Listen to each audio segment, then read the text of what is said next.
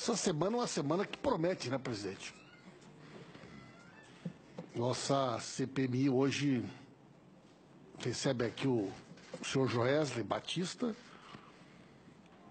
Amanhã recebe o procurador Marcelo Miller. E na quinta-feira, o depoimento do advogado Rodrigo Tacla Duran. Cada um deles nos trazendo, ou pelo menos esperávamos que nos trouxessem luzes sobre episódios e fatos que a sociedade brasileira tem muito interesse em conhecer. E é estranho, presidente, porque ao mesmo tempo que... Aí ontem, não sei se o senhor viu ontem uma carta dos procuradores da Lava Jato do Rio de Janeiro, São Paulo e Curitiba, mais uma vez atacando a nossa CPMI, né? Vou até abrir um parênteses sobre isso. Agora, os procuradores da Lava Jato vão fazer uma lista de candidatos que querem apoiar em 2018. É uma espécie de doicode. Assim, o doicode não respeitava o Geisel, não respeitava nem o Figueiredo. O doicode da Lava Jato, do PGR, se insurgiu agora contra a Raquel Dodge. Vão fazer lista de candidatos. Esses dias, o procurador Carlos Fernandes botou no Facebook dele assim: Paulo Pimenta, 2018 vem aí. Não entendi se ele vai transferir o título para o Rio Grande do Sul para ser candidato lá, né? Mas é uma semana... Nós cansamos de falar aqui que tinha uma indústria de delações que estava transformando advogados em milionários no Brasil. Ninguém dava bola. Agora, depois que a Veja estampou na capa, na advogada com as pernas para cima no escritório com um charuto, dizendo: eu sou um dos novos ricos do Brasil. Que matéria lamentável, que matéria constrangedora. A gente saber que existe uma indústria de delações transformando as pessoas, os cagueta, os dedos duros agora estão transformando em novos milionários do Brasil, escritórios de advocacia. E o advogado chegou a dizer o seguinte: agora eu nem procuro clientes, eles me procuram. É claro, eles são indicados, né? O advogado, para fechar a delação, tem que ter sido indicado por algum procurador, né, por algum juiz, que diz: olha, contrata o fulano, senão tu não vai fechar a tua delação. Então, uma semana que tem a história dos advogados que enriqueceram na indústria das delações. Tem o juiz Sérgio Moro ontem dizendo que não cumpre a lei, que rasga a Constituição, que ele tem impunidade, que contra ele não acontece nada. Tinha mandado uma carta covardada para o Teori Zavascki pedindo desculpa por ter grampeado de maneira ilegal a Dilma. E ontem mudou, né, a sua versão. Aí tem a carta dos procuradores ontem, anunciando que agora pretendem fazer uma força-tarefa para a eleição de 2018, para que sejam eleitos deputados e deputadas que aplaudem o Sérgio Moro ou os procuradores. Se não aplaudir eles, não vão ter o voto deles, não vão ter o apoio deles, né? Então, a semana que a nossa CPMI está cumprindo um importante serviço para o Brasil. Eu sei que o senhor Joesley é uma pessoa que conseguiu coisas que ninguém imaginava. O senhor Joesley conseguiu fazer o Roberto Carlos comer carne. Um cara que consegue fazer o Roberto Carlos, que era vegetariano, comer carne numa propaganda, é um cara poderoso. Conseguiu botar o Tony Ramos de garoto propaganda. Fátima Bernardes.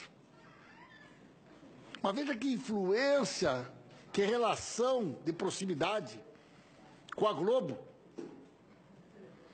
O Tony Ramos não ia virar garoto propaganda da JB, do Friboi sem o aval dos Marinho.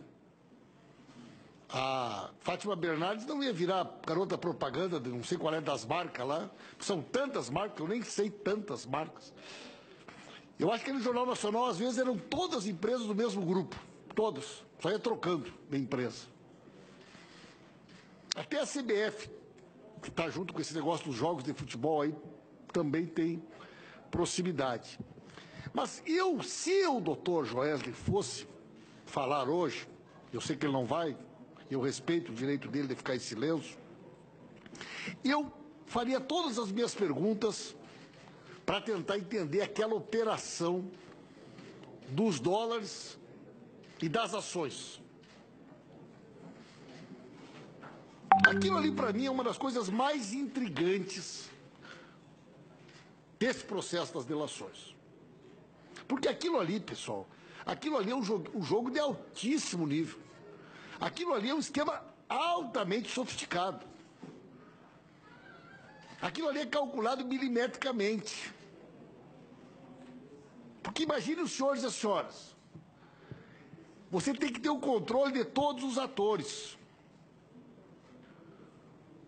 Faz um processo de compra de dólar, né? Compraram bastante dólar e venderam bastante ações na alta. Paralelo a isso, costuravam com o Ministério Público a delação. E é evidente que eles sabiam que no dia que a delação vazasse, isso teria uma enorme repercussão na Bolsa. As ações cairiam e o dólar subiria. Só tem um detalhe. Este vazamento teria que ser milimetricamente calculado. Por quê? Porque ele não poderia ocorrer em horário em que as operações da Bolsa e o dólar estivessem funcionando. Ou seja, a PGR já sabia do acordo da delação que vinha costurando. Os batistas também. Quem é que vazou? Quanto ganhou quem vazou? Quanto ganhou quem publicou? Aí vejam assim, por volta das 17 e pouco, logo depois que fechou o pregão da Bolsa, o Jornal Globo, dá um furo histórico em reportagem. Os batistas vão delatar. Os batistas fizeram uma delação bombástica. Gravaram o Temer. Gravaram o Aécio. O Jornal Nacional conseguiu, das 5h30 da tarde até de noite, está com tudo pronto. Conseguiu editar uma matéria em 2 horas. Ou não foi em 2 horas. E aí atirou o assunto lá em cima. Abriu o pregão outro dia. O dólar lá em cima. A bolsa despencou. As ações se foram. Pegaram aquela quantidade enorme de dólares que tinham comprado barato, venderam caro. Transformaram isso numa fortuna e recompraram as ações por um preço muito menor do que elas eram e conseguiram, com a delação, sair com mais ações do que tinham antes do início da negociação com o Ministério Público Federal. Ou seja, ganharam imunidade e saíram do processo mais rico do que entraram, provocando milhares de pessoas desempregadas, o Brasil perdendo o mercado da proteína animal no mundo e escritórios de advocacia mais ricos, inclusive com a participação de pessoas de dentro do Ministério Público Federal. Olha, presidente, bolar um negócio desse não é para amador, presidente. Isso aí não é para amador. Isso aí tem repercussão lá nos Estados Unidos, tem repercussão no mundo inteiro. Mas o cara que faz, o Roberto Carlos Kubecar, consegue até mesmo uma operação com esse grau, com esse nível de sofisticação. Eu quero concluir dizendo uma coisa para os senhores, e eu quero ter que vir aqui nessa CPI dizer que eu estou errado. Eu vi hoje uma notícia que aquele tal de Fernando Baiano já mandaram tirar a tornozeleira. Os procuradores, com aquela bravata daquela carta ontem de combate à impunidade, Fernando Baiano, aquele mandaram tirar a tornozeleira. O Cerveró já está livre. E eu vi a notícia hoje que o Marcelo Odebrecht vai para casa antes do Natal. 77 delatores do Odebrecht vão receber salário por 15 anos. E o Marcelo Odebrecht vai para casa antes do Natal sem nunca ter passado uma noite no presídio comum. E eu digo para os senhores, me corrija se eu estiver errado, esses batistas vão para casa antes do Natal. Eles vão para casa antes do Natal. Assim como o Marcelo Miller não foi preso porque sabia demais, isso aí é um jogo de carta marcada. Essa gente sabe muito. Sabe do Fachin, sabe do Janot, sabe do Pelela, sabe do Marcelo Miller. Essas pessoas têm condições de nos explicar como é que funciona esse esquema das delações, esse mercado subterrâneo que subverteu o direito penal no Brasil, que transforma bandido em herói. Eu estou dizendo, vai aparecer aqui algum deputado desses que aplaude eles, propor que tenha no Brasil uma avenida, né, trocar o nome do Tiradentes da avenida e mandar botar Joaquim Silvério dos Reis. Vai aparecer, botando o nome de Judas. Por quê? Porque agora a lógica é transformar delator em herói. São pessoas que têm, né, esta capacidade de se apaixonarem e acharem que delatores, porque são criminosos pegos na botija, com a boca na botija, devem ser tratados como os novos heróis do nosso país. Então vão ser soltos. Escrevam o que eu estou dizendo. Vão para casa antes do Natal. Isso aí deve estar no acordo. Senão eles não tinham ficado quietos.